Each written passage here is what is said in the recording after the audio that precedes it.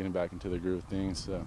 In the first days were a little rough for me, and I wasn't really as fluid as I had been, and I think today was probably my best practice so far. Obviously, I can't imagine the frustration that you're going through. Starting off so well and the goals that you had for yourself this year. How difficult has it been? I believe that everything happens for a reason, and maybe if I play those games, we win a couple of them, and maybe these coaching changes don't happen.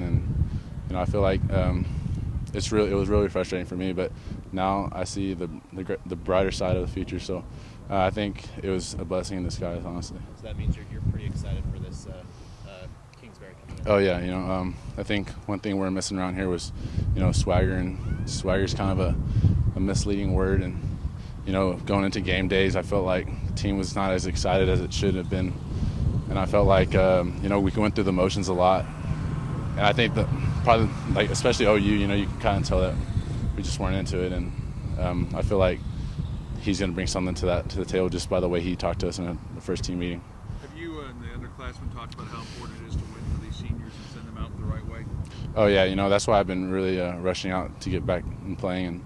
And I feel like Daggy tells me all the time how much of an impact I was, and I don't really see it as me being just an impact. But we missed out on a lot of the running game with me out, and it's kind of hard because like Jakeem and Zoot aren't as big as I, and like Jakeem, they go as hard as they can, but it's not the same impact in the run game. And I feel like especially with everything that's happened, and they've had 2 coaching changes, I feel like winning this game big is going to help us a lot. So going into the future. With your injury being kind of more of an internal thing, was it just a matter of having to kind of make sure that everything was clear and inside, or that there wasn't going to be a risk to further damage? I think it's kind of a mixture of both. I'm kind of pushing it right now, trying to get back out there. I probably shouldn't be able to play, but for me, as competitive as I am, I really want to be able to play one more game, with these guys, because last year I kind of felt lost, and this year, I'm starting to love the team and love my teammates and stuff like that. I feel like we've really came along, and that's one reason why I want to play so badly. So. What do you know about Minnesota, if anything? They have a really deceiving defense. They're ranked pretty high, and they're really aggressive, and I feel like a lot of teams or a lot of people don't know about them really well.